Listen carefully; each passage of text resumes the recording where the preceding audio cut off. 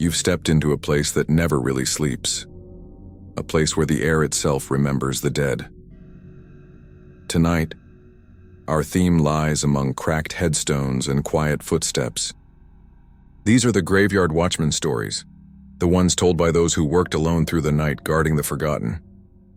You'll hear about things that move beneath the soil, voices that whisper through the fog, and one grave that doesn't rest at all.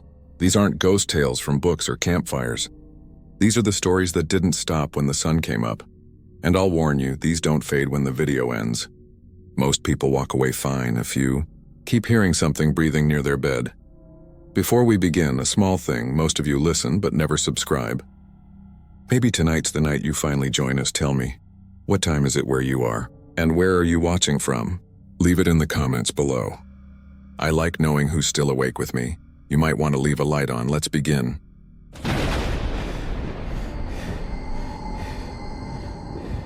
The first time I saw the dirt move, I told myself it was wind. It was just past midnight, the kind of cold where your breath looks heavier than smoke. The graveyard was quiet. That heavy kind of quiet where even the insects seemed too scared to chirp. I was halfway through my rounds, flashlight cutting across the rows of headstones, when I noticed it. Just a shiver in the ground, like someone exhaling under the soil. I froze. The beam of my flashlight hovered over a fresh grave. The mound still uneven, the flowers already drooping. The dirt shifted again, soft and slow, like something alive beneath it. I remember how my skin felt then, tight, hot, like it didn't fit right anymore. I crouched, half expecting to see a burrowing animal. Nothing, no footprints, no marks. Just still dirt under a restless moon. I told myself not to be dramatic. Working nights in a graveyard will mess with your head. You start seeing shapes that aren't there, hearing footsteps behind you that always stop when you turn around. So I walked on, pretending my hands weren't shaking. But I kept looking back at that grave. My name's Marcus. I've been a cemetery watchman for 8 years. Mostly small-town jobs, quiet places. The pay's terrible, the hours worse, but it's peaceful. Usually. This cemetery was different, though. Bigger. Older. Half the tombstones were so eroded you couldn't read the names. The locals said nobody wanted this job because of the stories. Lights that moved on their own. Laughter near the children's section. A grave that sometimes breathed. I thought it was all talk. Every small town has its ghost story. Then I took the night shift here. By the 3rd week, I'd gotten used to the loneliness. I carried a small radio that barely worked and a thermos of bitter coffee. The only other person around was old Joe, the groundskeeper, who came by during the day. Joe was the one who told me about Plot 39. He said it belonged to a man named Edwin Lark. Died young, no family. That one's strange, Joe had muttered, avoiding my eyes. Ground never settled right. Always looks like it's breathing. I laughed it off then. Now standing over it with the flashlight trembling in my hand, it didn't feel funny anymore. That night I couldn't shake the feeling I was being watched. Every sound, every creak of a branch or scrape of gravel made my nerves twitch. At one point I heard something that stopped me dead.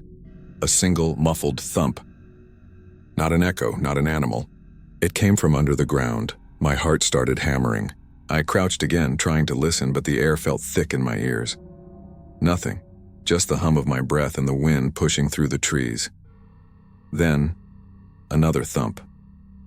This time softer, like a hand pressing from the other side of the dirt. I stumbled back, tripped on a headstone, and my flashlight rolled from my grip. The beam landed across the grave, and I swear I saw the mound swell, slowly, deliberately, then sink again. It wasn't wind. I didn't finish my rounds that night. I sat in the maintenance shed, door locked, radio turned low just to fill the silence. Every little sound outside made my pulse jump. Around 2 a.m. the door rattled. 3 sharp knocks. My blood went cold. I didn't move, didn't even breathe.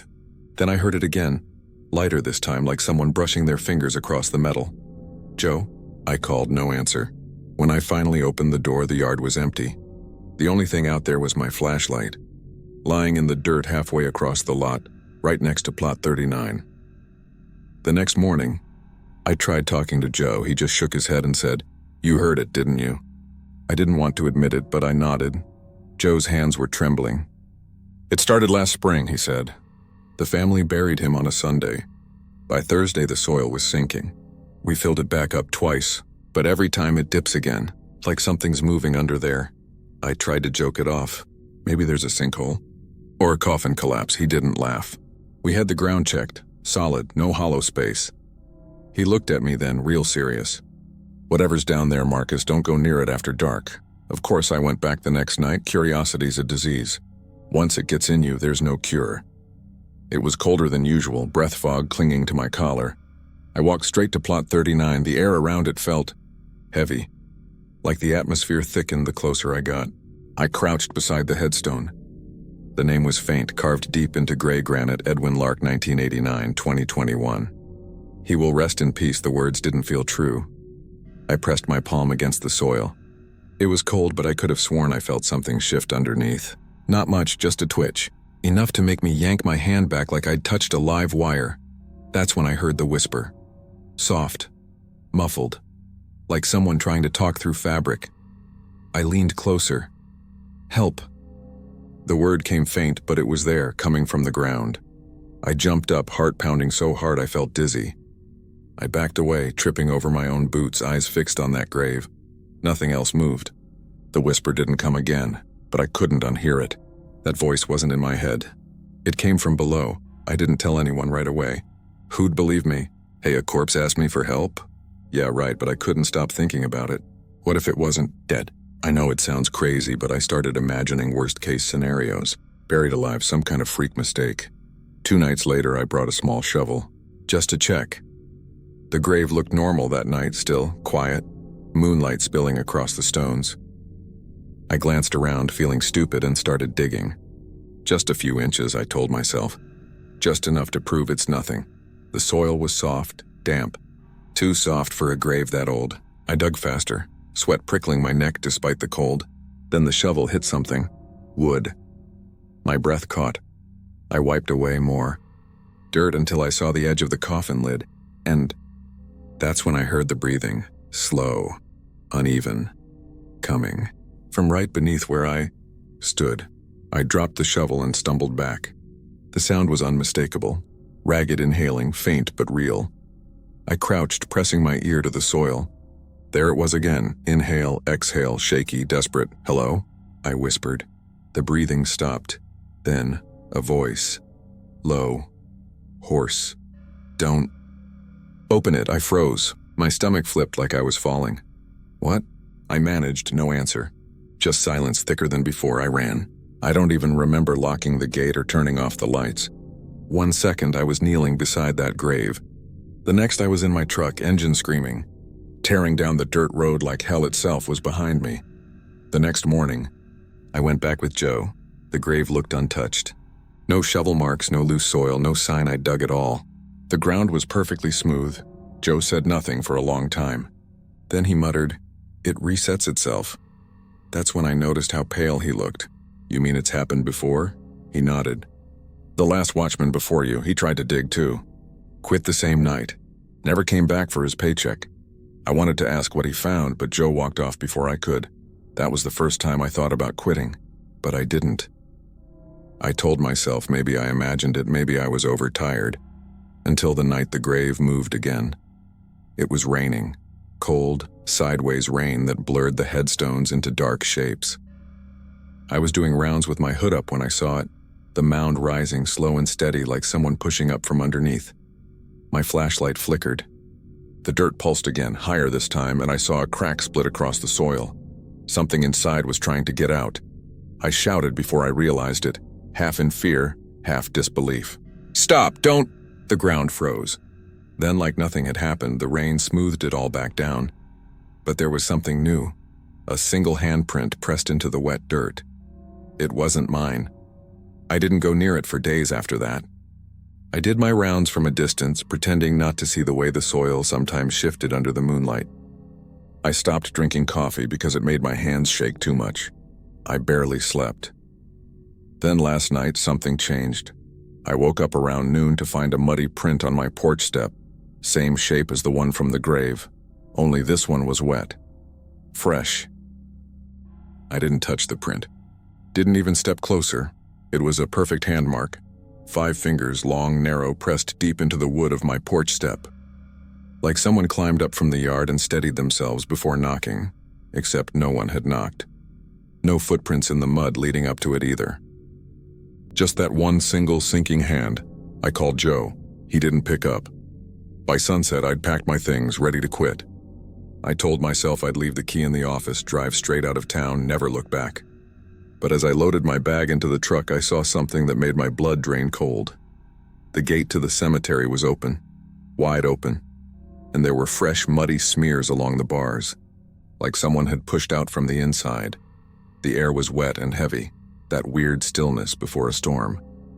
I don't know why I went back in. Maybe I needed proof. Maybe I needed to know I wasn't losing my mind. The flashlight beam wobbled as I crossed the rows. Every headstone looked wrong, taller somehow, like they'd been waiting for me. I called out softly, "Joe?" Only my own voice came back, thin and warped by the fog.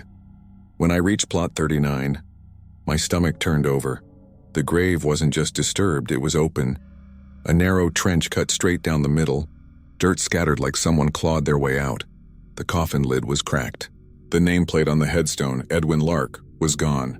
I wanted to run. But something moved at the edge of my light, a figure standing between two headstones. At first I thought it was Joe. Same coat, same shape. But the way it was standing, too still, too quiet, it wasn't right. "Hey," I shouted.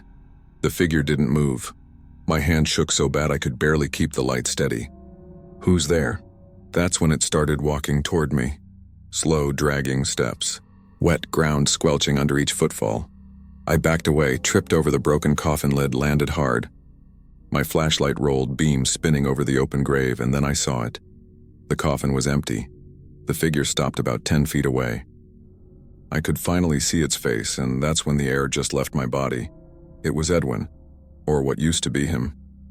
His skin wasn't decomposed, but it looked wrong, grayish, damp, like he'd been soaked too long. His eyes were wide open, not cloudy or dead, just alert. He looked at me like he knew me. "Help," he rasped, the same voice I'd heard under the dirt. My brain couldn't catch up. You were buried." He shook his head, slow. "They shouldn't have." He stepped closer, bare feet sinking into the mud. "They said I was gone." I could hear them. I could feel the lid. I screamed. His voice cracked. I screamed until I stopped. I wanted to say something, anything, but all I could do was stare. His lips trembled. "You dug. You heard me." He was crying now, dark tears slipping down his face, cutting lines through the gray. "I tried to dig again," I whispered. "You told me not to." He blinked, confused, then shook his head. "Not me." Behind me, the ground shifted, a hollow crunch, then another. The grave dirt began to move again. Slow waves rolling outward like something underneath was pushing up from deep below.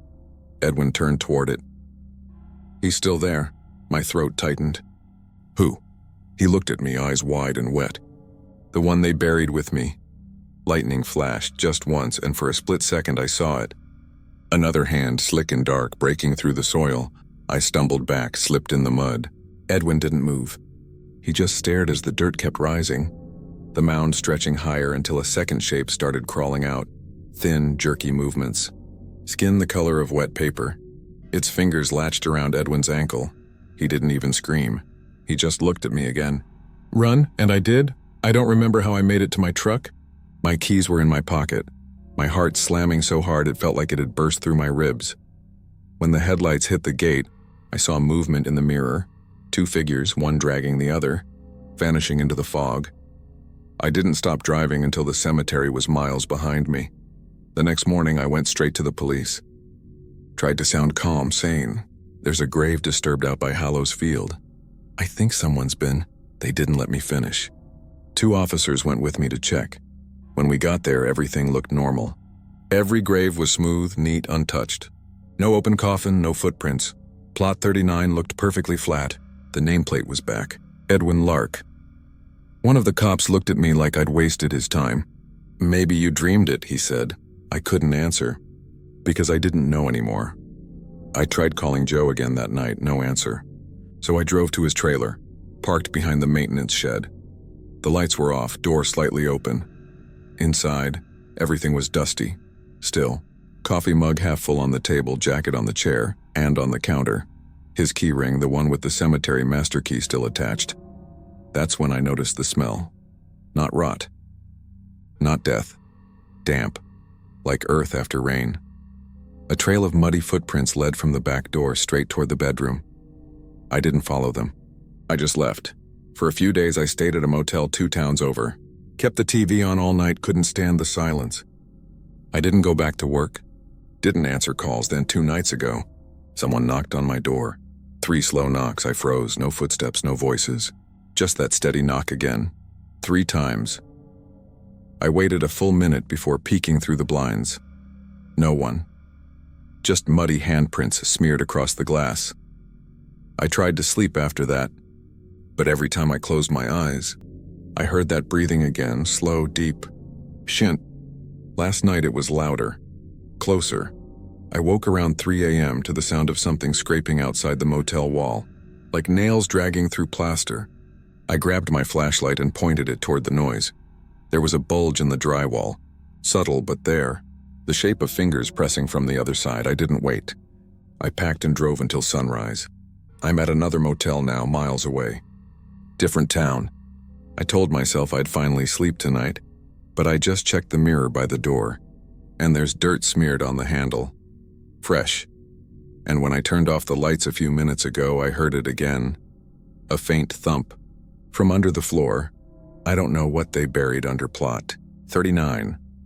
I don't know if it was Edwin Lark or something that used his name, but I keep thinking about what he said. He's still there. And the worst part, the part that keeps me awake, is that now wherever I go, I feel the same thing I felt that first night. The ground, shifting, breathing, like something followed me, like it's waiting for me to lie down.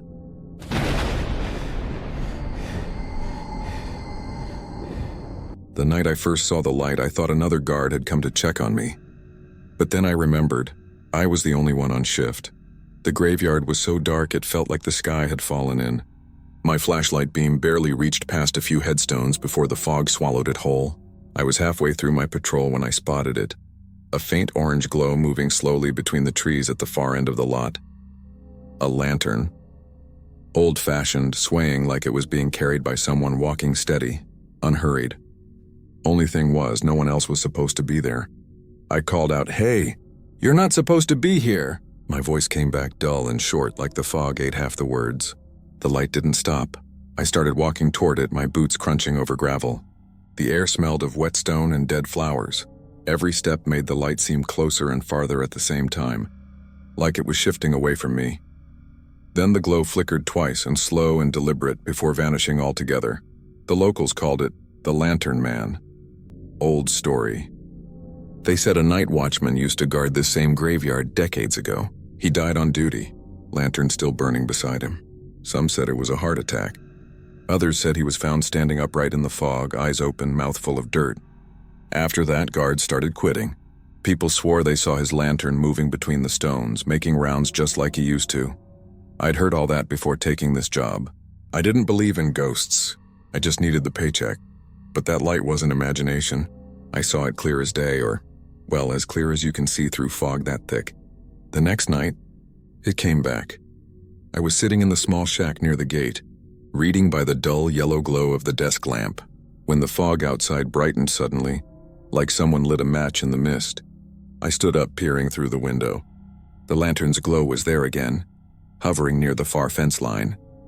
Moving slow, steady, swaying, something about it felt purposeful. Like it wasn't just wandering, it was checking, inspecting. I stepped outside, pulling my jacket tight. "Who's out there?" I yelled again. No answer. The light swung once, then twice. Then it blinked out. Around 3 a.m., I started hearing footsteps near the chapel. Crunch, crunch, crunch, slow and heavy like work boots on gravel. I thought maybe it was some drifter or a prankster, so I went to check. But when I turned the corner, the footsteps stopped. The air felt charged like static before a storm. And there it was again. The lantern light floating behind the chapel wall, glowing faint orange through the cracks in the wooden boards. I crept closer, my pulse climbing. The air smelled like oil and smoke, faint but distinct. When I turned the corner, no one was there. The lantern was sitting on the ground, flame flickering gently. No holder. No footprints, and the weirdest part, it was still warm when I picked it up. I brought the lantern back to the shack. Dumb, I know, but I couldn't just leave it out there burning. It looked old, brass tarnished with the glass cracked on one side. When I opened it, there was no wick inside. No oil, just an empty shell. Still, the faint smell of smoke lingered in the air. I set it on the table beside me and went back to my book, pretending everything was normal. But around 4 a.m., I started feeling heat on my face. I looked up and the lantern was glowing again, no fire, no flame. Just light. It pulsed once, twice, slow as breathing, and then the shack door creaked open by itself. I froze. The fog outside was thick, pressing against the doorway like a living thing. I could barely see the first row of graves. The lantern light flickered brighter, reflecting in the glass. I whispered, "Who's there?" A voice came back, not loud, not clear, but right behind me. Making rounds, I spun around. No one. The lantern dimmed, went out completely. I grabbed my flashlight, bolted outside, scanning everywhere, behind the shed, down the paths, near the gate. Nothing. The next morning, I told the groundskeeper, Rick, what happened. He just stared at me, chewing on his toothpick. "You saw it," he said flatly. I didn't answer. "Don't follow it next time." "He's looking for someone to take his post," I laughed, because what else do you do when someone says that? But Rick didn't laugh back. Over the next week, things started going wrong. Every night around the same time, the power in the shack would cut out. My radio would hiss with static. And always, somewhere in the fog, that lantern would glow, slowly weaving through the graves, tracing the same path over and over. I started memorizing it. It always stopped at 3 spots: the chapel, the maintenance shed, and the northern fence line. Then it would vanish near Plot 52, an old grave covered in ivy. I checked the records. Plot 52 belonged to Walter Greaves. Occupation, cemetery watchman. Date of death, October 21st, 1954. The night before my day off, I decided to follow it. I told myself it was to prove I wasn't crazy, that there was some logical explanation. Kids, a drone, anything. The fog was thick, the kind that beads on your eyelashes. My flashlight beam felt weak, useless. At 2:47 a.m., right on cue, the lantern appeared near the chapel, swaying, waiting. I took a deep breath and started after it. Every time I moved closer, it drifted away, always just far enough that I couldn't make out who held it. We passed the maintenance shed, then the row of old military graves, their flags snapping softly in the cold wind. The lantern stopped at the northern fence line. I could finally make out a shape behind it. A tall figure, coat hanging heavy, hat pulled low. "Hey," I called. "Who are you?" The figure didn't move. Just stood there, the lantern light washing across its face. And then I realized there was no face. Just shadow, deep and hollow where features should have been. The lantern flickered twice. And the figure lifted its free hand, beckoning me forward. I ran, didn't think, didn't look back. My legs felt like fire, lungs clawing for air. I didn't stop until I reached the shack, slammed the door, and locked it. For a long time, I just sat there shaking, staring at the empty table where the brass lantern had been. It was gone, but the air still smelled like burning oil. I didn't go back for 2 days. When I finally did, the cemetery felt heavier, like the fog itself was waiting for me. Rick wasn't there. His truck was parked near the gate, door open, engine cold. I called his name. No answer. Halfway down the main path, I saw something lying in the grass. A toothpick. Soaked through. Then I saw the footprints, muddy boots leading toward Plot 52, and at the end of those prints, the lantern. Burning bright. Next to it was Rick's cap. I should have called someone right then, but I couldn't move. The lantern flame shimmered brighter, and I swear I saw a reflection in the glass. Rick's face, eyes wide, mouth open like he was still calling for help. Then the light flickered twice and went out. The police came the next morning. They found Rick's truck, but no sign of him. They chalked it up to walked off on the job. Small-town cops, lazy and uninterested. But that night I came back anyway. I don't know why. Maybe to say goodbye, maybe to face it. I parked at the gate, cut the engine, and waited in the dark. The air was still, too still. At 2:47, right on time, the lantern appeared again. Closer this time. Moving straight down the path toward me, I didn't move. It stopped about 10 feet away. The figure behind it looked clearer now. Tall, long coat, hat brim dripping fog. The lantern lifted, lighting its face just enough for me to see skin that wasn't skin anymore. It looked like paper, dry, stretched, making rounds, it said. The voice was wet and hollow.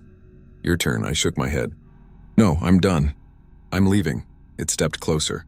You followed, you saw. You carry the light now. I backed up until my shoulders hit the truck. I don't want it. The lantern's flame flared, blinding for a second. When my eyes cleared, the figure was gone. The light hung in midair, floating between us. Then it fell to the ground with a soft thud. I didn't pick it up. I drove off fast as I could, didn't even look in the rearview mirror. But when I got home that morning, my porch light was flickering. Not random. 2 slow blinks, and sitting on the doormat clean and dry was that same brass lantern, empty. Cold, but I could still smell the smoke. I tried getting rid of it. Left it in a dumpster behind the grocery store. Next morning it was back on my porch. Tossed it in the river. Next night it showed up in my shed, mud still wet on the base. I even smashed it once, hammered the glass out, bent the metal flat. But when I woke up it was whole again, sitting beside my bed. And sometimes when I blink I see the flame inside it flicker, just twice. Last week I quit, officially. Told the city I couldn't handle night shifts anymore. They didn't argue. There's always someone desperate enough to take this kind of job. I packed up my things, moved 2 towns over, but every night around 2:47, the street outside my new place glows faint orange. The fog moves thicker than it should, and when I look out the window, there it is again. The lantern swinging slow, steady. Sometimes I see a tall figure behind it. Sometimes I don't. But the light always flickers twice before disappearing. Yesterday, a man from the cemetery office called me, said they'd hired a new night watchman. Young guy, name's Tyler. Said Tyler's been reporting weird things, lights, footsteps, whispers near the chapel. And then he asked me real quiet, "Hey Marcus, you ever hear about something called the Lantern Man?" I hung up without answering. It's 2:46 now. I can see the glow coming through the blinds. I'm not going to look this time. The smell of oil is already in the air. The heat on my face is getting stronger.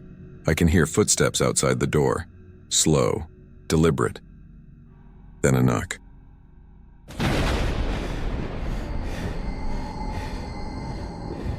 The first whisper came from the grave right beside me. Soft, dry, like wind passing through a mouthful of dust. It said my name. At least I think it did. I froze mid-step, flashlight trembling in my hand. The beam caught the edge of the stone. Marble cracked, lichen crawling up the side, and for a second, I was sure I saw the lips carved on the angel statue move. But then the wind shifted, and the sound was gone. I told myself it was imagination. The brain plays tricks when you work alone in a graveyard at 3 a.m. Long hours, no sleep, the rhythm of your own breath echoing back at you. Still, I turned my radio up louder that night, just in case. The cemetery stretched wider than it looked on the map, rows of uneven headstones sloping downhill toward the creek, where fog gathered thick as cotton. There were no streetlights this far out, just my flashlight and the dull yellow bulb over the gate. You'd think after years of working graveyards I'd be numb to it, but something about this place felt heavier, like the air itself carried weight. Every sound was sharper, every shadow felt closer. That night the whisper started again. Not words I could understand, just hushed tones, quick breaths, threads of sound slipping through the dark between the graves. I spun around, beam slicing across the rows, nothing but stone. Then another voice, softer right by my ear. "Stay still." I dropped my flashlight. The sound of it hitting the ground was deafening in the quiet. I fumbled for it, heart pounding so hard I thought the noise might wake the dead. When I lifted it again, the beam caught movement. A flicker of pale fabric behind a headstone 10 feet away. I called out, "Who's there?" Silence. The fog thickened, swallowing the space between me and that stone. I could feel the cold pressing closer like breath on my neck. I forced myself forward 1 step at a time. My boots sank into soft earth, no one there. Just a faded tombstone and a small vase of dead flowers. But the vase was still warm to the touch. The next morning, I asked the groundskeeper, Henry, about the cemetery's layout. If there were any speakers, pipes, or weird acoustics that could carry sound. He shook his head. "Sound travels strange here," he said. You'll hear people talking, think they're right next to you, but it's just the wind through the stones." He said it like a fact, but his eyes didn't match his tone. They looked tired, scared even. I asked if he'd ever heard his name whispered. He didn't answer, just said, "If you do, don't answer back." That night, I brought my phone and started recording. I wanted proof, something to make sense of it. Midway through my shift, the air turned still. No wind, no insects, no sound at all. Even my footsteps seemed swallowed up. Then came the whisper. "Marcus." Clear this time, closer. I swung the light toward the sound. "Who's saying that?" "Nothing. Just the hum of my own breath, Marcus." The voice was right behind me. I spun around, flashlight shaking, beam cutting through mist. The voice shifted again, now coming from my left, then my right, like it was circling me. Every time I moved, it stayed just out of reach. Then all at once, silence. I didn't even realize I'd been holding my breath until my chest ached. I played back the recording the next morning. At first, nothing but wind and static. Then faintly, underneath the crackle, I heard it. Whispers, dozens of them, layered over each other, overlapping like a chorus of secrets. And buried under all of it, one clear sentence. "He can hear us." I started sleeping in short bursts during the day, too afraid to rest at night. Every time I closed my eyes, I dreamed of mouths, hundreds of them carved in stone, whispering through cracks and soil. The next shift, I almost called in sick. But the graveyard doesn't wait for anyone. Bills don't either. The moment I stepped past the gate, the air changed. The fog was thicker, heavier. It pressed against my skin like it wanted in. Somewhere in the distance, the whispers had already started. This time, I didn't run. I walked straight toward the sound. They seemed to lead me deeper into the older section of the cemetery, where the stones leaned and sank and names had worn off completely. The whispers grew louder there, overlapping in low murmurs. And that's when I saw it, a small stone well half buried in weeds just beyond the fence line. The sound was coming from inside it. I leaned over the edge, shining my light down. The beam only reached a few feet before disappearing into black water. The surface rippled faintly even though the air was still, and then faintly from below. "Don't leave." I stepped back so fast I nearly tripped. The voice was clearer now, and it wasn't one, it was several. Dozens, maybe hundreds. All whispering together from beneath the ground. The well wasn't dry. It was full of voices. I didn't tell Henry. Didn't tell anyone. Who would believe me? But the next night, someone else showed up. A woman, maybe in her 50s, wearing a caretaker's badge I didn't recognize. Said her name was Lydia. "You must be the new nightman," she said. Her eyes were sharp, tired. "You've heard them, haven't you?" I hesitated. "The whispers?" She nodded slowly. "They talk to whoever listens. Don't let them use your name. That's how they find you." Before I could ask what she meant, she was already walking away into the fog. I never saw her again after that night. After she left, I realized something strange. When she'd said my name, she'd said it wrong. She called me Marcus with a hard K. No one ever did that, it shouldn't have mattered, but somehow it did. Because the whispers that night, when they came again, they said it the same way. Marcus. Perfectly, they'd learned it. The next few nights blurred together. I barely slept. My radio stopped working entirely. The whispers never stopped now. They followed me through the shift, weaving in and out of earshot like they were pacing with me. Sometimes they laughed, low, broken chuckles that echoed off the stones. Other times they cried, but the worst was when they started mimicking. I'd hear Henry's voice, or Lydia's, even my own calling out from somewhere deep in the fog. One night, I heard myself say, "Come here," and then seconds later, the whisper beside my ear repeated it. "Come here." By the fourth week, I wasn't sure what was real anymore. I kept catching glimpses of movement between the graves, shadows that didn't match the direction of my flashlight. The ground itself seemed to hum under my boots, a low vibration that came and went in waves. Then, one shift. It all went quiet again, completely silent. Even the air felt held in place. I should have been relieved, but I wasn't. The silence was worse. It felt like something holding its breath, waiting. When the first whisper came, it wasn't from far away. It came from directly below me, from the ground. "We can see you now." The earth under my feet shifted slightly like something was pressing up from beneath. I stumbled back, sweeping the light across the ground. The dirt was rising, forming small mounds that spread outward in a circle. Everywhere the light touched, the soil trembled. The whispers grew louder, hundreds of them overlapping, desperate. Then I heard it clearly all at once. A single voice cutting through the rest. "Let us breathe." My flashlight flickered, then died completely. I stood in pitch black, the sound of whispering swelling around me, wrapping tight like hands around my ears. I screamed for them to stop. They didn't. They only whispered louder. I don't remember getting out.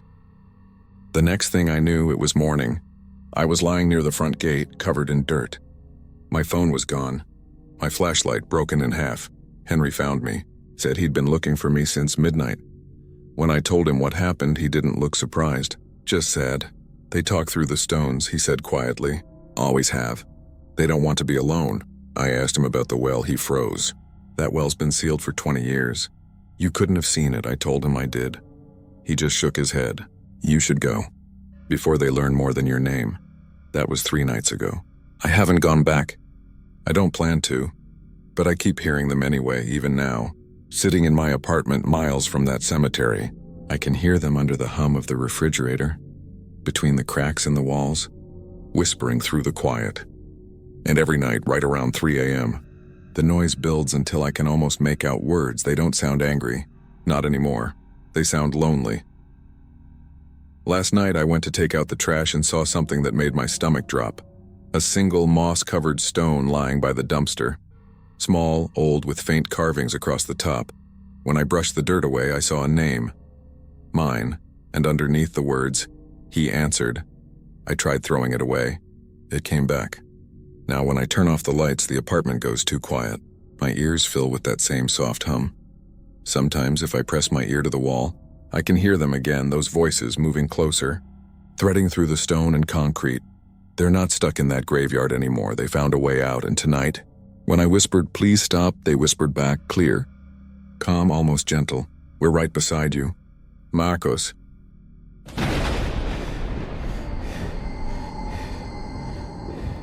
The padlock was already open when I got there. That's how it started. Just a small thing, easy to miss, but in a cemetery, small things are never small. I was halfway through my rounds, flashlight trembling in the cold when I noticed it. The old stone mausoleum near the hill, the one everyone said to stay away from. Its iron doors were shut, but the chain that held them was loose, dangling. For weeks I'd passed that tomb without looking twice. Everyone in town knew the rule: never open the mausoleum. Tonight, though, something about it felt wrong. The air around it was colder, the grass dead in a perfect circle around the base. Even the fog seemed to avoid it, splitting in two as it rolled by. And from inside, faint, almost too soft to hear, came a sound like someone knocking.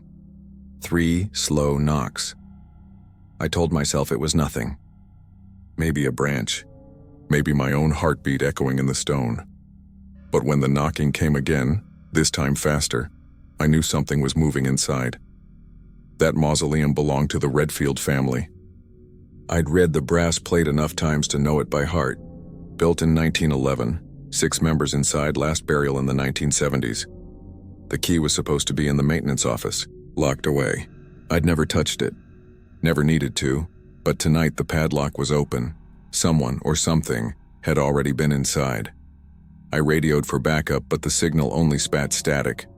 No surprise. The whole north side of the cemetery was a dead zone.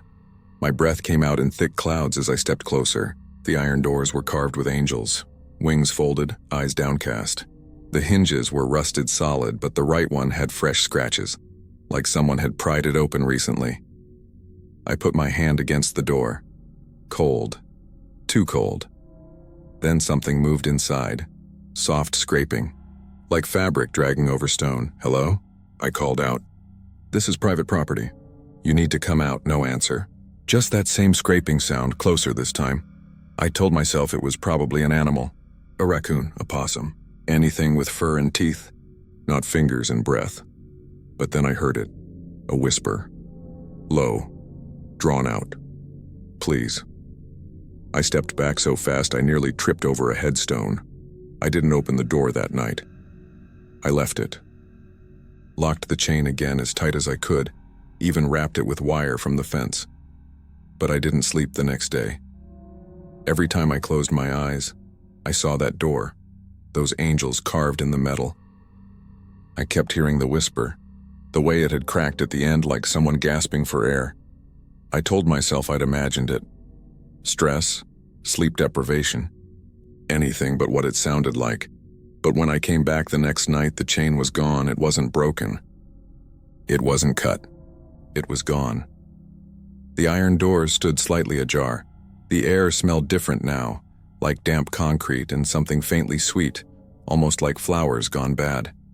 I shined my light inside. The beam fell on rows of old coffins, some sealed, some collapsed in on themselves. Dust hung thick in the air. At the far end of the chamber, something was carved into the wall, newer, fresher. Not part of the original stonework. Letters scratched into the limestone, deep and rough. "Let me out." The sound came again, scraping, but now it was behind me. I turned around. The doors were closing. I lunged forward, grabbed the handle and pulled with everything I had. The hinges screamed, metal grinding. Something heavy pressed from the other side, pushing back. "Stop!" I shouted. "Who's there?" No voice this time, just slow, heavy breathing. Then the pressure stopped. The door swung open suddenly and I stumbled back, flashlight flying out of my hand. It landed in the dirt, beam spinning. When I picked it up, the doors were wide open. Inside, nothing. Just the quiet echo of my own ragged breath. I should have left then, but I didn't. The next day, I asked around. The locals were vague, evasive. Everyone knew the mausoleum story, but no one wanted to tell it straight. Finally, old Mrs. Keene, the florist who'd tended the graves for 40 years, told me the truth. "There's someone buried there who shouldn't be," she said. I frowned. "What do you mean?" She lowered her voice. "Back when the Redfields owned this land, they buried a servant with them. A caretaker. He died protecting the youngest son during a robbery. They said it was a way to honor him, but they didn't give him a coffin. They sealed him in the wall." "In the wall?" She nodded. "That mausoleum was his tomb too. The 7th one. The one with no name." She looked at me hard. "Don't go near it again. The ones buried against their will don't rest easy." I told myself I wouldn't, I promised myself, but by the next night, I couldn't resist checking. When I reached the hill, the doors were shut again. This time the chain was back, wrapped tight, but something else was different. A smear of dirt led from the entrance down toward the main path. Like something or someone had crawled out. I followed the trail with my light. It curved between headstones over the gravel and stopped near the caretaker's shed. The door was open. Inside, on the floor, was a single footprint, bare, human, and beside it, a key, an old iron key, slick with moisture. I didn't want to touch it, but I did. The moment my fingers brushed the metal, a shiver went straight through me. The air shifted. From somewhere far behind me came that same whisper, "Please." It wasn't desperate this time. It was patient. I turned, light cutting through the fog, but nothing was there. The whisper came again, closer. "Let me out." I dropped the key and ran. That night, the dreams started. I dreamed of walls closing in, of voices whispering through cracks in the stone, of fingernails scraping against limestone, of being sealed in darkness, screaming until my throat bled. Every time I woke up, I swore I could still hear knocking in the walls, the floor, even the pipes. When I came to work the next evening, Henry, the daykeeper, looked at me weird, said I looked pale, sick. I asked if he'd ever heard the knocking. He didn't laugh, didn't ask what I meant. He just said, "You're not the first one to hear it." Then, quietly, "You'll start seeing him next." By midnight, I understood what he meant. I was walking past the family plots when I saw movement near the hill. The mausoleum again, a shadow standing just outside the door. I froze. The figure didn't move, didn't sway, didn't breathe. Just stood there, head tilted slightly, watching me. My flashlight dimmed, sputtering weakly. When it came back, the figure was gone. But the door was open again. This time I didn't hesitate. I stepped inside. The air was thick, heavy, almost liquid. The smell hit me first. Wet stone, rot, and something metallic. The walls were lined with coffins. Some names still legible, others long worn away. At the back, the carvings were deeper now, not just "let me out" anymore. Now there were more words, scratched in frantic overlapping strokes. "He won't let me rest, I hear him too, don't answer." The whisper came again, right behind me. "Thank you for coming back." I spun around. A man stood in the doorway. Tall, thin, clothes soaked through like he'd climbed out of the river. His face was pale, skin gray-blue, but his eyes were bright and wet, alive. "I didn't mean to," I stammered. I was checking." He raised a finger to his lips. "Shh," then he smiled, not kind, not cruel, just wrong. "I used to guard this place," he said. "They buried me here when I stopped." My throat went dry. "You're the caretaker," he nodded slowly. "The Redfield said I'd never leave." So I waited. "And now?" He tilted his head, eyes glinting. "Someone else can take my place." He stepped forward. The air around me dropped to freezing. I could see my breath clouding between us. "I can't rest," he whispered. "Not until someone keeps the door closed." He reached out a hand. His skin looked like paper stretched too tight. "Hold it shut for me," he said. "Just until morning." I ran. He didn't chase me. He didn't have to. By the time I reached the gate, the fog was thick enough to hide everything behind me. My lungs burned. My legs ached.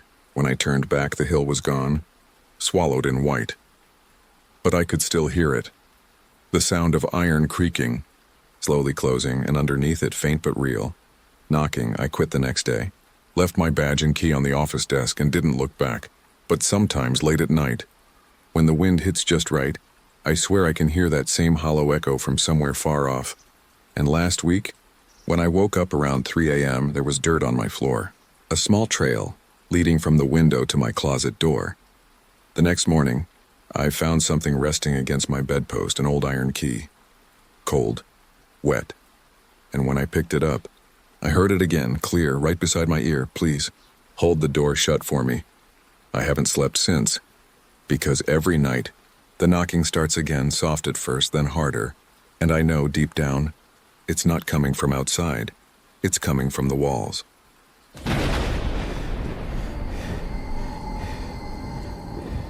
I saw him again last night. The little boy by the angel statue. Same spot. Same flashlight in his hand. He shouldn't be here. Nobody should. The cemetery gates close at midnight, and I'm the only one with the keys. But every few nights around 2 a.m., I'll see that small beam of light weaving between the graves near Section D, the children's lot. And every time, it stops at the same place. The angel statue. The first time I saw him, I thought it was some kid sneaking in on a dare. Happens sometimes. Local teens, YouTube idiots, that sort of thing. But when I shouted for him to stop, he didn't run. He just turned around slowly, that tiny flashlight beam catching his face for a second. I swear to God, man, he was pale as stone. And he smiled. That's when the light went out. I ran over, shining my own flashlight where he'd stood. Nothing. Just the statue. A tall marble angel with her wings open and head bowed, moss climbing up her robe. At her feet there were old toys, stuffed animals, tiny cars, things left by grieving parents. I figured the kid was gone, maybe hiding. But then I noticed the flashlight. It was lying right there in the grass. Still warm. I told Henry, the groundskeeper, about it the next morning. He just sighed. "You saw him too, huh?" "What do you mean too?" I asked. He rubbed the back of his neck. "The boy with the light. He's been here a long time. Since before me. Since before the statue." That didn't make sense. The statue was a memorial, built in 1978 after a flu epidemic took half the local school. There was even a plaque. Henry said, "Don't follow him." That's all. "If you see the light again, you turn away." I laughed it off, but the way he said it stuck with me. The man's hands were shaking when he said it. 3 nights later, the light came back. Same place, same time. Only this time the beam moved slower, almost like it wanted me to notice. I felt that same pull in my gut, a mix of curiosity and dread. The kind that makes you do something you know you'll regret. So I went. As I got closer, I could hear something faint under the wind. Not quite a voice, not quite music. A humming sound, high and soft, like a child trying to remember a lullaby. When I turned the corner and the statue came into view, I saw him again. The boy couldn't have been more than 8. Short hair, old-fashioned clothes, like something out of a 1950s school photo. He was standing right in front of the angel, holding the flashlight up to her face like he was showing her something. "Hey," I said quietly. "You shouldn't be here." He didn't move. Didn't look at me, just kept humming. "Are you lost?" I tried again. He turned his head a little, not enough for me to see his eyes, and said, almost like a whisper, "She said not to talk to you."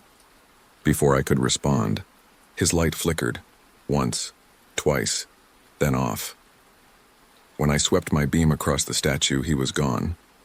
I searched everywhere, around the angel, between the graves, even checked the gate, still locked. No footprints, no sign anyone had been there. But something was different about the statue. The angel's face had changed. It used to look peaceful, eyes closed, expression calm. Now her mouth was open, just slightly, and her eyes were carved wide. I thought maybe I was imagining it. But when I came back the next night, it was the same, and at her feet, where the toys usually sat, there was a new one. A small red toy car, wet with dew. I hadn't seen it before. The boy came back a week later. This time I stayed hidden, watching from behind a row of stones. The light bobbed through the fog, stopping again at the statue. He whispered something to it I couldn't hear clearly, but I caught bits of words. "Cold. Wait. Come play." Then he turned and looked right at me. I don't know how he saw me. I was a good 30 feet away, crouched in the dark. But that beam of light pointed straight into my eyes. I blinked, and the world went black. When my vision came back, he was gone again. But I wasn't alone. Because standing right beside the statue, in the place he'd been, was someone taller, a shape, motionless. And when I looked closer, I realized it was the angel. Her head was no longer bowed. It was turned, facing me. I stopped doing rounds near Section D after that, told myself it was nonsense. Stress, sleep deprivation. But the dreams started. Always the same.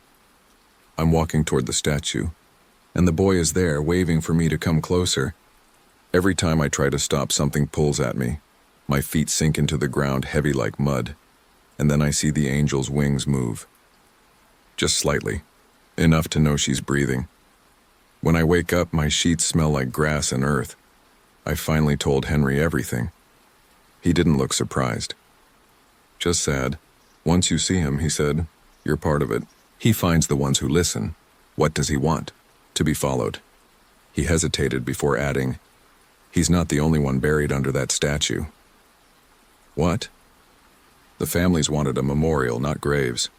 But the grounds were full, and the old caretaker, he buried them there anyway. The angels sitting on top of 7 coffins, children. He didn't mark them." I stared at him. "You're telling me there are bodies under the statue?" He nodded. "And one of them never stayed buried." I didn't go back for a few days, but on the 5th night, I woke to find something on my porch. A small red toy car covered in dirt. The same kind from the cemetery. I should have thrown it away. I didn't. I took it as a warning. Or maybe an invitation. Either way, I couldn't ignore it anymore. I went back that night. The cemetery was darker than usual. Even the moon seemed to hide behind the clouds. As I walked toward Section D, I noticed something strange. The toys around the graves were all facing the same direction, toward the angel. And the angel herself looked different again. Her mouth was wider now, carved open like a scream. Her eyes were hollow. The ground at her feet was disturbed, fresh soil uneven, and standing on top of it was the boy. He looked up at me, flashlight in hand. "She said you'd come." I tried to step back, but my legs wouldn't move. He pointed the light at the ground. "They're waiting." The beam lit a patch of dirt, small fingers reaching up through the soil. Tiny, pale, motionless, I dropped my flashlight. When I looked up again, the boy was gone. Only the angel remained, wings spread wide, her shadow swallowing the graves around her. And from beneath the ground came the sound of soft humming. A lullaby.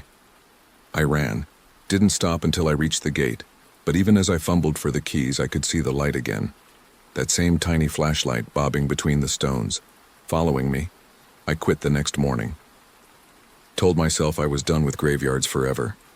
But the night after I left, I woke up to that same humming sound outside my window.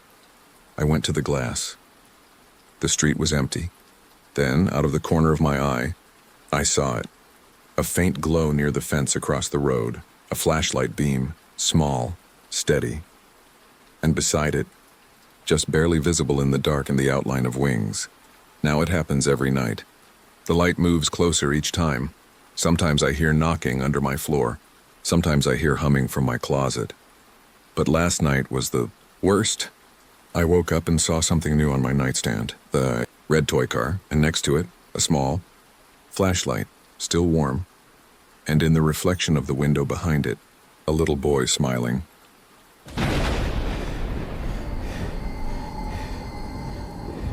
I always thought cemeteries went quiet when people died. Turns out they don't. They just change how they talk, and some voices never stop talking at all. The first time I heard him, it was a Tuesday.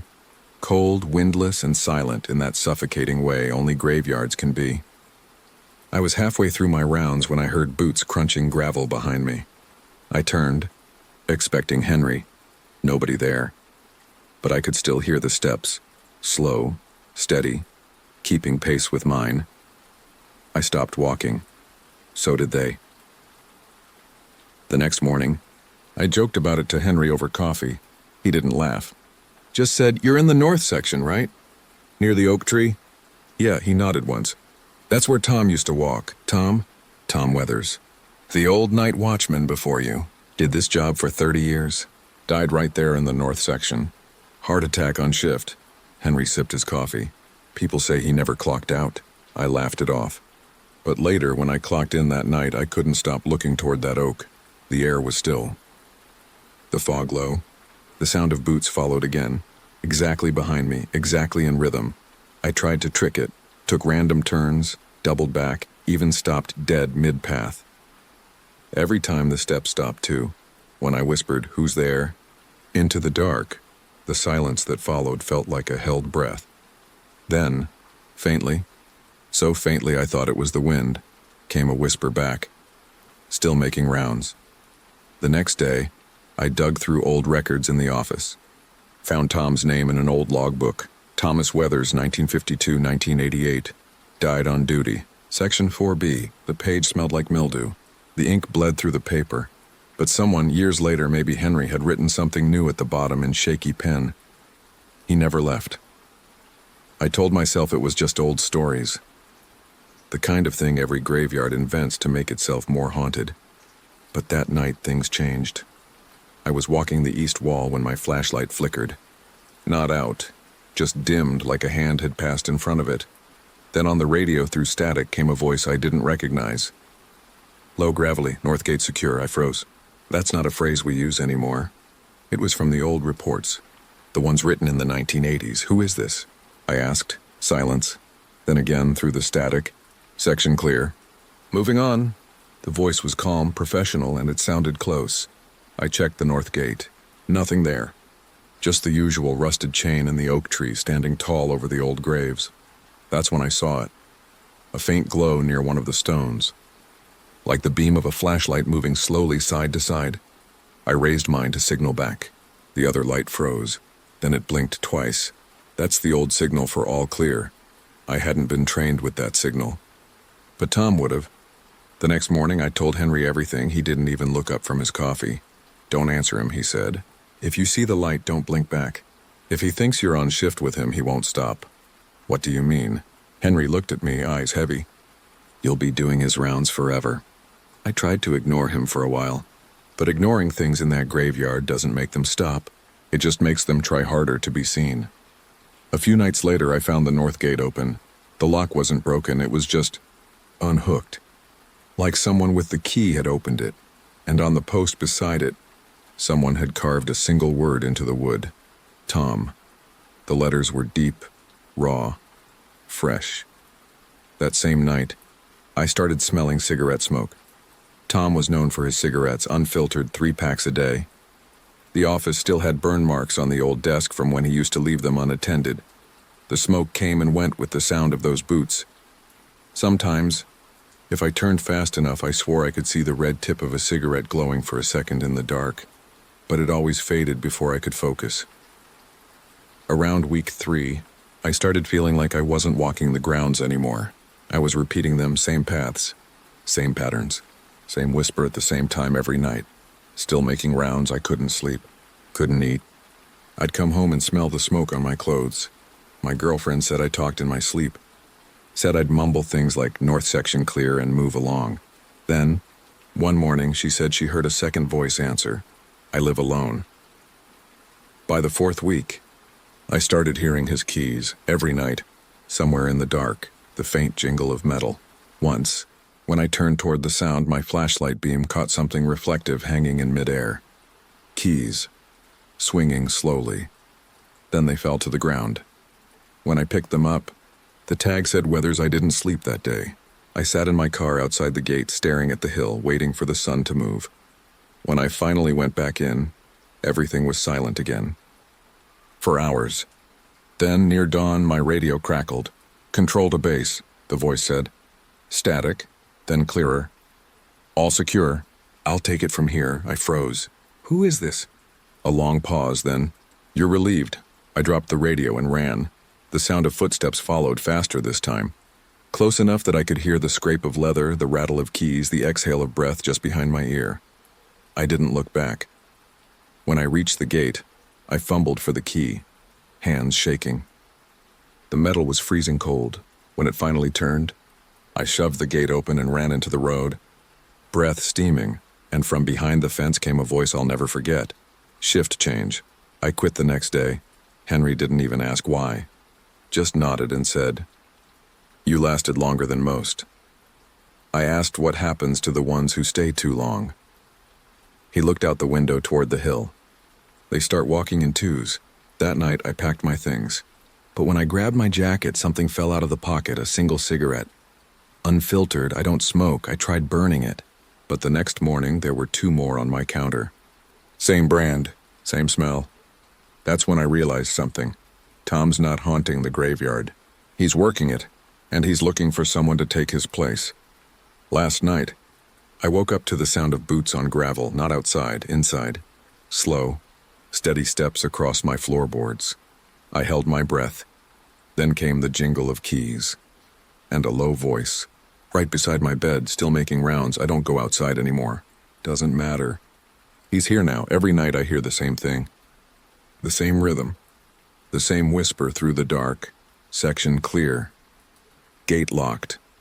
Shift change. Sometimes I think I'm answering him back without realizing it. Sometimes I think I already have. This morning, I found something in my jacket pocket. A security badge. Mine. Except the name tag didn't say Evan Brooks anymore. It said Thomas Weathers, and underneath, in tiny engraved letters, Night Watchman as active duty.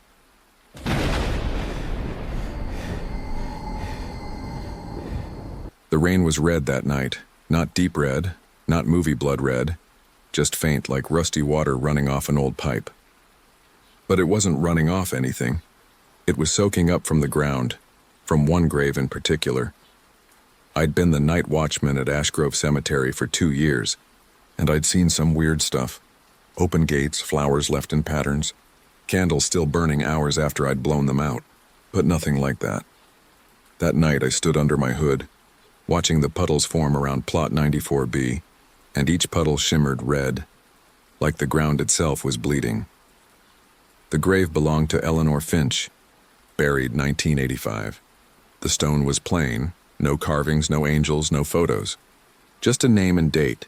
I checked the maintenance logs the next morning, nothing recent. No new burials nearby, no landscaping, no chemical leaks. Still, something about that soil bothered me. It wasn't just wet. It pulsed. When I knelt down to look closer, the surface rippled, like a heartbeat under the mud. I touched it once. It was warm. I told Henry, the daykeeper. He looked at me for a long time and finally said, "Don't touch that grave again." Why? He lit a cigarette, exhaled slowly. Because the last one who did isn't here anymore. I thought he was joking. He wasn't. Who? I asked. He took another drag. Old watchman before you. Milo Crane. Died right there 20 years ago. Found with dirt under his nails, mouth full of mud. They said he must have fallen, but he shook his head. Milo was careful. Too careful. He dropped the cigarette. If the ground wants to bleed, let it. I didn't plan to go near it again. But the next night I had to make rounds. It had rained again, and the whole cemetery smelled like metal, that sharp, iron scent that clings to your tongue. When I got to plot 94B, I froze. The grave was dry. Not just dry, cracked. The dirt looked like it had been baked, hard as clay. Every other plot was damp, but not this one. Then I saw the footprints, small, bare, leading away from the grave, across the grass. They stopped by the fence, and at the end of them, written in red mud, were 3 words, "Don't let me." I told myself it was vandalism, some sick prank, but that didn't explain the next part. When I checked the gate camera footage, the timestamp glitched from 2:14 to 3:07, nearly an hour gone, and during that hour, the camera image showed something faint, a pale shape kneeling by 94B, digging with both hands. I zoomed in. The figure wasn't wearing shoes. Over the next week, the bleeding got worse. Some nights it came through the grass, others from cracks in the headstone itself. One morning, the day crew found streaks of red across the walkway, leading straight to the maintenance shed, the one where Milo's old tools were kept. We opened the door. Inside, every shovel blade was coated in dried mud, and something else smelled like pennies. By the 4th night, I couldn't stop thinking about that grave. Every time I passed it, I swore I could hear something faint beneath the soil. A low hum, steady, rhythmic, almost like breathing. When the rain came again, the puddles turned red faster this time. Thick, sticky, and underneath the patter of rain, I heard a voice, faint, female. I'm not done. I stepped closer. Boots sinking in the wet ground. "Eleanor?" I said before I could stop myself. The humming paused. Then softly, "Please." Lightning flashed, and for a split second I saw movement, the ground swelling like something was pushing from underneath. The soil cracked open, and blood, actual blood, bubbled up from the earth, dark and thick, seeping between the blades of grass. I stumbled back, flashlight shaking in my hand. The smell hit next, copper, soil, and something faintly sweet, like old perfume. Then I heard the sound of nails scratching from inside the ground. I ran, didn't stop until I hit the road. The next morning, the grave was normal again, dry, neat, like nothing had happened. I thought maybe I'd lost it. Maybe exhaustion, maybe the night air was messing with me. But then the new guy, Danny, showed up for his first night shift. He came back pale. "Saw something weird," he said. "Over by 94B, looks like blood, man. You see that?" I told him to stay away from it. But curiosity's a disease in jobs like this. He didn't listen. 2 nights later, Danny didn't clock out. We found his flashlight by the grave, still on. His boot prints circled the mound twice. Then they just stopped. There was a dent in the soil, like someone had fallen to their knees. When we dug down, we didn't find him, but we did find something. A set of keys, old, rusted, buried deep, tied to a nameplate that read Milo Crane. Henry wanted to fill it back in. "Some things stay buried," he said, but I couldn't leave it. I had to know what was underneath. We dug for hours. At about 3 feet, the dirt changed color, darker, wetter. At 4 feet, it started to smell like metal again, and at 5, the shovel hit wood, not a coffin, something thinner, older. We cleared it off, revealing a box. Inside was a single item wrapped in cloth. When I pulled it free, my hands came away red. It was a photograph, a woman standing beside a grave, this grave. Her name carved into the stone behind her, Eleanor Finch. And the man standing next to her? Milo Crane. Henry backed away. "We're done," he said. "Cover it." But I couldn't. The photo was wet now, soaked through, bleeding red ink across my hands. As the last bit of soil slid back into the hole, the ground pulsed again, and then I heard it. 2 voices this time, a woman whispering, "I'm not done," and a man answering, "Neither am I. I stopped sleeping after that. Couldn't." Every time I closed my eyes, I dreamed of red water filling my lungs. The smell followed me home, copper, rain, and something like old roses. I washed my hands. The red didn't come off. When I turned on the tap, the water ran clear for a second. Then pink. On my last night, I went back. I had to. The grave was glowing faintly. not with light, but color, a dull crimson radiance pulsing through the soil. As I stepped closer, I saw shapes beneath the surface, shadows moving, overlapping, twisting like something alive. The ground rippled, a hand broke through small pale fingers, streaked with red, then another, and another. Hands, dozens of them, reaching up, clawing through the dirt. And underneath all of them, a single voice rising through the rain. Help me finish. I wanted to run, but my feet wouldn't move. The air felt heavy, thick with humidity and the smell of rust. One of the hands grabbed my boot. Warm, too warm. The voice grew louder. I was supposed to stay buried. Another hand reached up, gripping my wrist. Something sharp dug into my skin, nails hard and cold. I yanked free and stumbled back, nearly falling. The hand slipped beneath the soil again, vanishing as quickly as they'd appeared. The rain washed the blood away, and just like that, the grave was still. I don't remember leaving the cemetery, but when I got home, there was mud under my nails, and my boots left red footprints across the kitchen floor. A week later, Henry called, said the city was closing the north section. Flooding, he said. Soil contamination. They were reburying everything from 90 to 96B. I didn't ask where they were moving Eleanor Finch. That should have been the end of it. But last night, during the storm, the power went out in my apartment. When I turned on my phone flashlight, I saw something on the floor, a puddle dark red, and when I followed it to the source, it led to my bedroom wall, where the paint was bubbling. The smell hit me first, in that same mix of metal and flowers. Then I saw the letters smeared across the plaster, written in red. Don't let me, I don't sleep anymore. Every drop of water I see looks tinted. Every faucet sounds like whispering. Sometimes, if I listen long enough, I can almost make out the words, I'm not done. And if I listen even longer, I hear the answer, a man's voice this time. Neither am I. Last night, I dreamed of that grave again, only this time. It wasn't Eleanor buried there, it was me. And when I looked down, my nameplate was already carved underneath. In dripping red letters, someone had added a date, tomorrow's.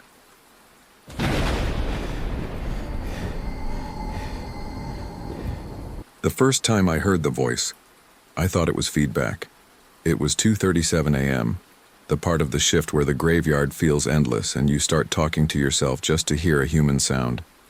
I was cleaning the inside of the watch station when my radio crackled, soft and uneven. Then through the static, a whisper, don't leave.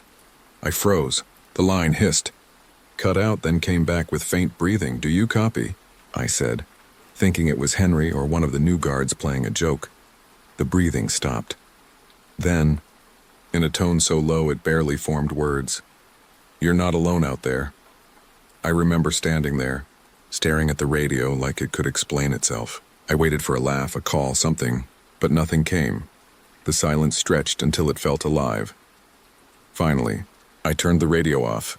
The moment I did, something thudded against the station door, a single heavy knock. When I opened it, no one was there, only the faint smell of rain and static. The next morning, I asked Henry if anyone else was on frequency. He frowned. Just you, kid. That channel's yours alone. You sure? Because he cut me off. Those radios pick up old signals sometimes. Don't answer 'em. Not unless you know who's talking. Then he said something I didn't expect. Sometimes the dead still think they're on duty. The next night, I left the radio on low volume while I made rounds. Everything was normal until 2:15. When I passed the Finch family mausoleum, the oldest one on the grounds, the air around it was cold, heavy. Even my breath sounded muffled. That's when I heard it again, a faint voice cutting. Through the static, Northgate secure. It wasn't Henry, it wasn't me. It was the exact same voice as last night, and then, as if answering itself, another voice replied, thinner, higher, copy that. Only one radio was on, mine. I didn't sleep the next day. I played with the radio settings, switched channels, even removed the battery for a few hours. When I put it back in, it turned on by itself. Do you hear me? The voice said. I nearly dropped it. Who is this? Static. Then quietly, they left me out here. The signal grew clearer over the week. Sometimes I'd catch fragments, names, instructions, numbers. Other times it was breathing. Once, I swear I heard footsteps crunching gravel, like someone was walking with the mic open. I tried tracing the transmission. No luck, but the pattern was always the same, 2:15 to 2:45 a.m. every night. By the fifth night, I started recording it. Here's what I caught. 16 a.m. Winds picking up. South lot clear. 17 a.m. Heading east. Can you hear me? 2:18 a.m. when it's open. The gates open. 19 a.m. Static. Oh God, something's moving. Then it cut off. When I replayed it later, there was another voice underneath his. Slower. Lower. Repeating what he said, half a second behind.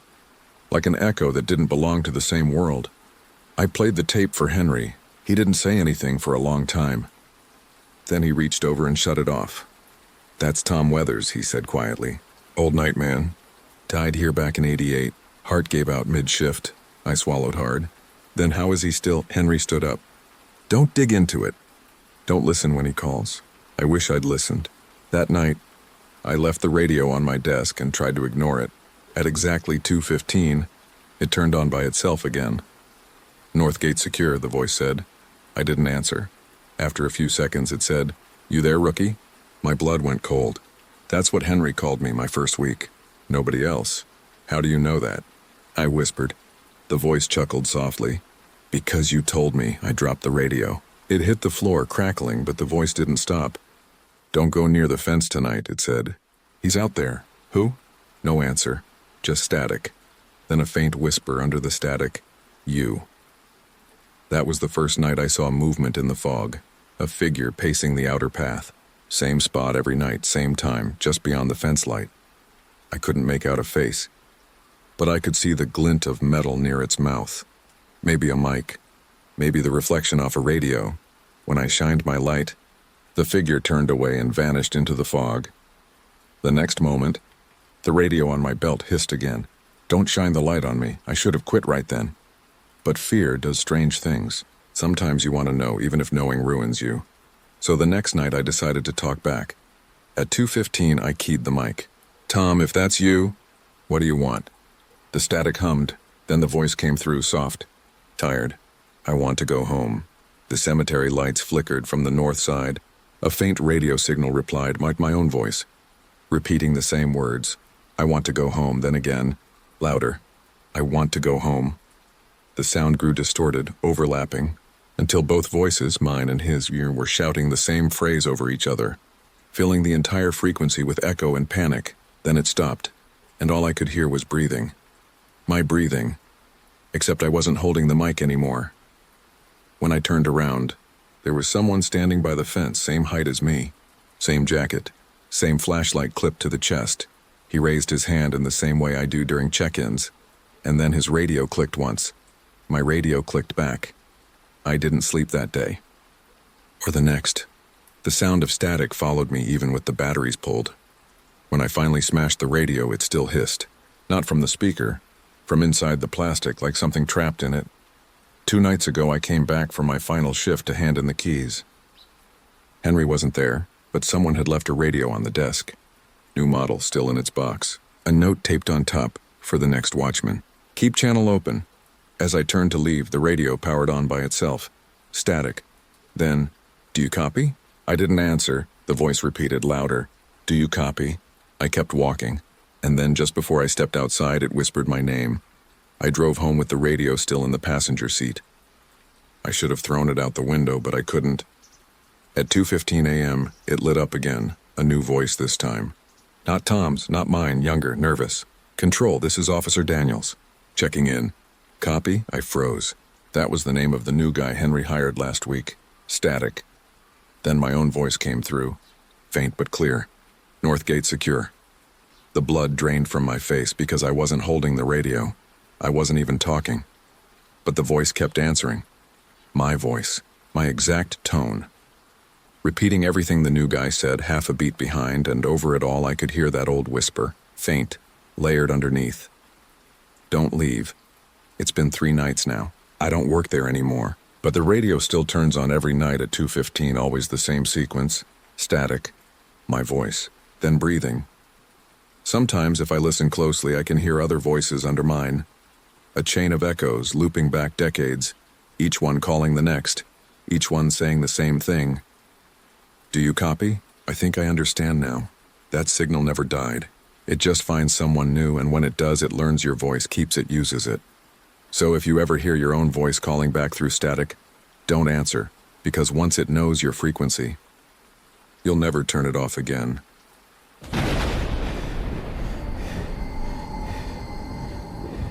Every night for the last 3 months, someone has knocked on the cemetery gate at exactly 3:33 a.m. Always 3 knocks. Always the same rhythm.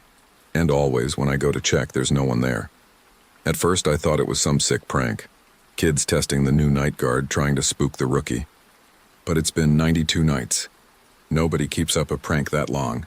And lately, the knocks aren't coming from the gate anymore. They're coming from inside. It started after the storm in July. The lightning hit the North Oak and split it in, halved in the same tree that shadows the front entrance. I was in the watch hut when it happened, half asleep, coffee gone cold. The thunder cracked so loud it rattled the windows. That night was the first time I heard it. 3 sharp knocks. When I went outside, the rain was coming down hard, sheets of water pouring off the gate bars. "Hello?" I called out. No answer. But on the concrete right outside the fence, a pair of bare footprints glistened in the rain. They led straight toward the gate and stopped there. No sign of anyone walking away. The next night, I kept the lights on bright and the radio tuned low. 3:33 rolled around, and again, knock, knock, knock, this time softer, but deliberate. I ran out, flashlight sweeping the fog. Nothing, just the faint smell of wet earth and something faintly sweet, like decaying flowers. When I came back in, my mug was gone from the desk. I found it outside the next morning, sitting upright by the gate. Half full of rainwater, I told Henry, the daykeeper, what was happening. He stared at me for a long time, then said quietly, "You ever hear about the visitor?" "What visitor?" He hesitated. "There's a story, old one. Every few years somebody shows up at the gate around that time. They knock 3 times, never say a word. Then somebody who works here disappears." I laughed, because that's what you do when you're scared. That's a story to keep us awake, right? Henry didn't laugh back. The 3rd night, I decided I'd be ready. I set up the security camera to face the gate, timestamp blinking red. When 3:33 came, I watched through the monitor. The gate stayed still for a long time. Then faintly, the sound. 3 knocks, but this time, the camera glitched. Static burst across the screen for a full 2 seconds, then cleared, and someone was standing on the other side of the gate. A woman. She wasn't moving, just standing there, head tilted slightly down, hair plastered wet against her face. I blinked, leaned closer, and then the feed cut out completely. I ran out. The air was dead still. No wind, no rain, no sound at all. When I reached the gate, it was closed tight. No woman. But there was something on the metal bars and a handprint, small and pale, smeared with what looked like mud, except it wasn't mud. It smelled like iron. I tried to tell myself it was just the storm messing with the cameras, or maybe I'd dozed off. But the footage was still there when I checked again the next morning, up until the static. And right before the feed cut, the timestamp flickered from 3:33:02 to 3:34:66. Time doesn't go to 66. The following week, everything felt off. The lights by the entrance kept flickering. The radio picked up random bursts of static, and I could swear I heard someone breathing just outside the hut door some nights. The knocks came every time. 3. Never more. Never less until the 8th night. That time it was 4. The 4th knock echoed too long, like whoever was doing it didn't use their knuckles, like they'd hit the gate with the flat of their hand, or their head. The next morning I found a dent in the gate at eye level, a deep one, and beside it, pressed into the metal, a strand of long, black hair. I started sleeping in short bursts during the day, always waking at 3:33 like my body had memorized the rhythm. I couldn't get the image of that woman out of my head, her stillness, the way she never moved. I went through the old records looking for anything that matched. There was one name that kept popping up. Clara Vance, died 1957, Buried in the north section, the note said, "Remains disturbed. Reburial incomplete." The page smelled faintly of mildews and something metallic. That night, I decided to check her grave. Section 3, near the fence line. The soil there was loose, not fresh, but uneven. Someone had been digging recently. As I leaned closer, my radio hissed to life. Through static, a voice whispered, "Let me in." I jerked upright, shining my flashlight around. Nobody. Then, faintly, knock, knock, knock, right behind me. I turned the light toward the sound, and for half a second, I saw her Clara, face pale as the moon, hair dripping water, eyes open but empty. Then she was gone. The gate was 50 feet away. The knocks were still coming from there. I ran back to the hut, slammed the door, locked it. The radio kept hissing. "Let me in," she whispered again, over and over. "Let me in. Let me in. Let me in," until finally my own voice came through the speaker, calm and clear. "Okay." I don't remember saying it. I don't even remember touching the mic. But when I looked up, the hut door was open. 3 muddy handprints on the inside of the frame. I didn't go to work the next night. Henry called, said they'd handle it, told me to rest. That was 3 weeks ago. But the knocking didn't stop. It followed me home. At first, faint, like pipes or old wood settling. Then louder, always at 3:33, always 3 times. Last night I finally checked the front door. The peephole was dark. Then a knock, knock, knock. I whispered, "Who's there?" A pause. Then my radio, the one I hadn't touched since quitting, crackled from the table behind me. And through the static, her voice said, "You said okay." I threw the radio in the trash. But at 3:33 it turned itself back on. The screen glowed red, and underneath the static I heard something new. A recording. My own voice. "Gate secure. North lock clear." "Copy that, Clara." Then another voice answered. Her voice, calm now, almost warm. "Copy, guard. Coming through. It's been 2 nights since every clock in my apartment stops at 3:33. I can't sleep. I can't stop hearing that slow, even knocking in my head. Sometimes I think it's just memory replaying itself. Other times, I'm sure it's real, because the last time it came, I saw something through the peephole, not a woman. A reflection. Mine. Smiling. And when the knocks stopped, I heard my own voice whisper through the door, "Let me in."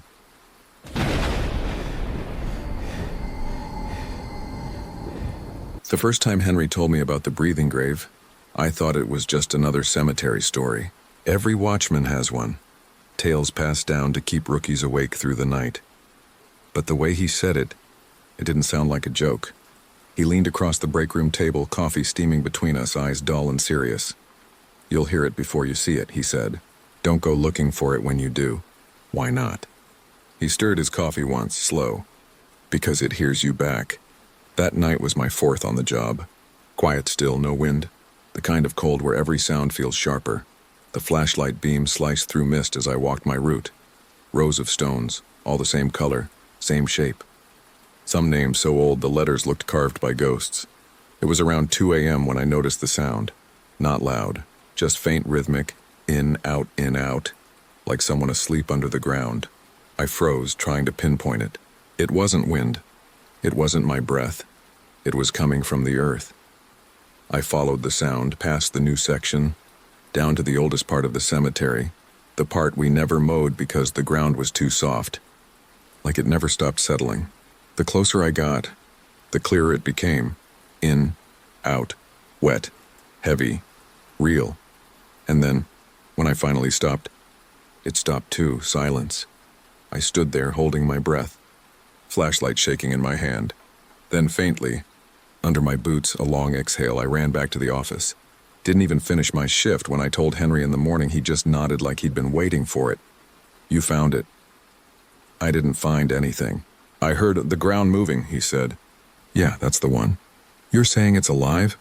Henry didn't look up from his coffee. "No, just not done." The next night I went back. I don't know why. Curiosity's a curse in jobs like this. The fog was thicker. The flashlight beam hit nothing but white. When I reached the same spot, the ground looked different and sunken slightly. as if something had shifted underneath. I crouched down, pressed my palm against the soil. It was warm. The rhythm started again. In, out. Soft but steady, like a pulse. Then something happened that made me go cold all over.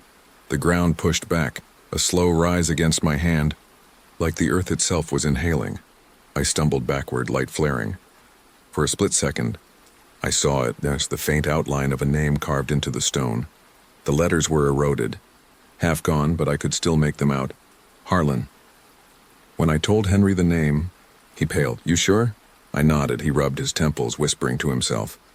I thought they filled that one years ago. Who was he? I asked. Caretaker. Long before my time. Back when this place was still a churchyard. They said he went missing during a flood, never found a body. The ground just swallowed him. He looked out the window toward the hill. Guess it gave him back. For the next few nights I avoided that area. Didn't even glance that direction during my rounds. But the sound followed. At first faint like an echo carried on the wind. Then louder. Closer. I'd be walking the main path and hear it behind me. In. Out. And when I turned, there was nothing there. On the 7th night, the air smelled wrong, like damp soil and old breath. The radio on my belt crackled. Through the static, a whisper. You hear me? I froze. Who is this? No answer. Just breathing. Slow. Ragged. Familiar. Then the voice said, almost gently, help me turn over. I dropped the radio. The voice didn't come from the speaker anymore. It came from the ground beneath my feet. Please, it said. Just once. Let me face the sky. I didn't sleep that day. My hands wouldn't stop shaking. Henry saw me in the morning, eyes bloodshot. You heard him, didn't you? I didn't answer, he sighed. He's been asking that same thing since 1928. Don't listen. What happens if you do? Henry's face went hard. Then you take his place. I thought he was joking until the next night the ground wasn't breathing anymore. It was shifting. I watched from a distance, the dirt rising and falling in slow, uneven waves, like something huge was just under the surface. Then a smell hit me, wet wood and rot, like an opened coffin, and from somewhere deep beneath the voice came again. Please. I can't breathe. I don't know what made me do it. Maybe guilt. Maybe curiosity. I grabbed the shovel from the shed and started to dig. The dirt came up soft, almost too easy. Warm air puffed out of each hole like the ground was exhaling through my hands. The deeper I went, the stronger the smell got. Then, at maybe 3 feet down, the shovel hit something hard. I wiped the dirt away. It wasn't wood. It was stone. Smooth, polished, a slab. And when I pressed my hand to it, it moved, not a tremor. Not the earth settling. The slab lifted slightly and just enough to release a long, rattling sigh. And beneath that sigh, for the first time, I heard words. You shouldn't have come back. I stumbled away, nearly fell into the hole.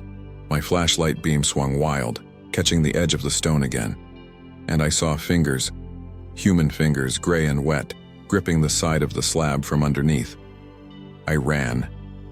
Didn't even grab my keys. Didn't go back for my gear. The next morning, Henry called.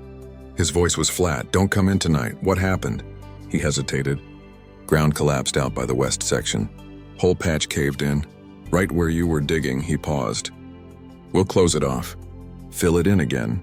I wanted to ask what they found, but I already knew the answer. Nothing. Just air, like the earth had finally exhaled. But it wasn't over. 2 nights later, I woke up at home to the sound of my window creaking open. Cold air slipped through, and underneath it, that same sound. In, out, slow, steady, patient. I didn't move. Didn't breathe, and then a whisper drifted through the open window. Help me turn over. I didn't sleep after that. I sat up in bed until dawn, lights on, staring at the open window. The air had gone still again, no sound, no wind, but the smell lingered. Damp earth and rot, like the ground itself was inside the room. I moved the next day, packed what I could, and rented a room above the diner in town. I told myself I was done. No more watch shifts, no more graveyards, no more whispers in the dirt, but even in town it followed me. At night, the walls creaked. The floorboards under my bed rose and fell. I could feel the air moving, faint but deliberate, brushing my ankles like a weak pulse, and every morning, the window was open, just a crack, and there'd be soil on the floor, not dust. Soil. Dark. Wet and fresh.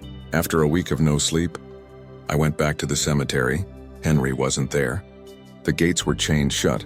A new sign hung on the fence, closed until further notice. But there was a set of muddy footprints leading around the side path. One set, size 11, work boots, the same kind Henry always wore. The footprints stopped at the old section, right where his grave used to be. The ground there looked freshly filled, but uneven, like someone had tried to bury something fast. There was no headstone anymore. Just a wooden marker driven into the soil with a single word burned into it. Stay. I should have left right then, but I knelt down, pressed my ear to the dirt. I don't even know why, and I heard it again. In, out, faint, shallow. But this time, the breathing wasn't alone. There was another sound lower, like someone humming just beneath the surface. The same tune Henry used to hum on night rounds. The realization hit hard enough to knock the air out of me. "Henry?" I whispered. The ground trembled. Then softly, a voice answered from below. "You helped him turn over." I stumbled back, shaking. No, I didn't, but I had. I dug, I moved the earth. I freed whatever was underneath. "You took my breath," the voice said. "Now breathe for me." And before I could move, the soil shifted again, a ripple spreading outward like a heartbeat. The air turned heavy, wet, pressing in against my chest. Then the ground inhaled and I couldn't breathe at all. When I came to, it was night. I was lying on the path near the grave, my flashlight half buried beside me. The sky was black. My shirt was soaked through, not with sweat, but with water. Rain? No. The ground was dry. My skin felt clammy, cold, like something had pulled the warmth out of me. I looked at my arms and saw faint streaks of dirt smeared from wrist to elbow, like hands had grabbed me, dragged me up. I don't know how long I lay there before I heard it again, that slow, rhythmic breathing. But this time, it wasn't under the ground, it was behind me. I turned the flashlight slowly. Henry stood there, or what used to be him. His clothes were soaked, the skin around his mouth gray and cracked. But his eyes looked alive. He smiled, lips trembling. "You shouldn't have come back." My voice came out hoarse. "What happened to you?" He looked past me toward the grave. "It woke up."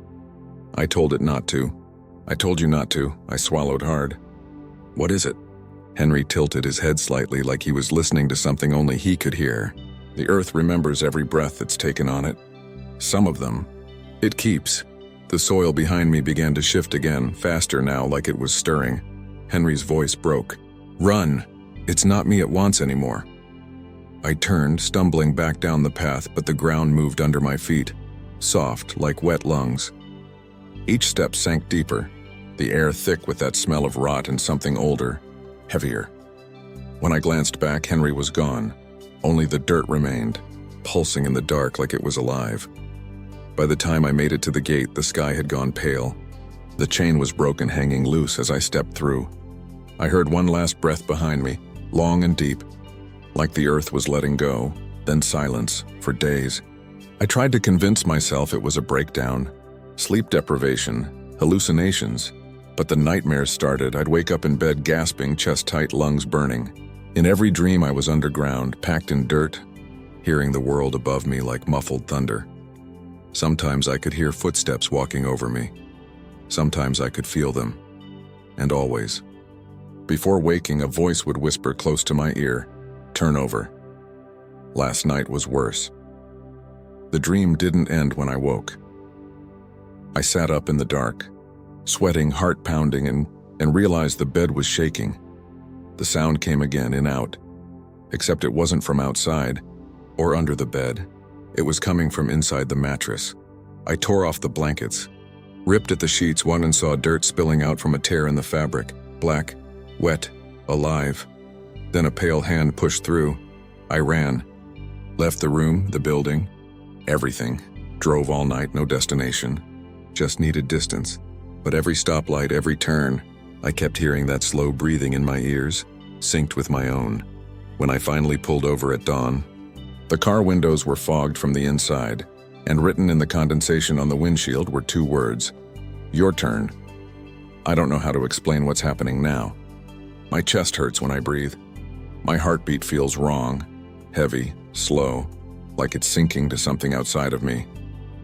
And last night, I recorded the sound in my apartment, the faint rhythmic noise that keeps me awake. When I played it back, there were 2 sets of breaths. Mine, and another, deeper, lower under it. I think I understand now. The grave doesn't want to stay underground. It wants to spread. It wants new lungs. And every person who hears it, who listens long enough, gives it one more breath to take. Henry gave his, I gave mine when I dug, and I think it's still hungry. Tonight will be my last recording. I set up a mic near my bed, another by the window. If you play this back and hear something breathing with me, if you hear that low, steady in and out that isn't human, don't listen too long. Turn it off. Forget this story. Forget the name. Forget the grave that breathes. Because once you hear it clearly, it knows your sound. And then when you finally lie down in the dark, when your chest rises and falls and you drift toward sleep, it'll match your rhythm, breathing with you until it doesn't need to anymore. Final line. Some graves don't hold the dead. They just wait until someone else starts breathing for them.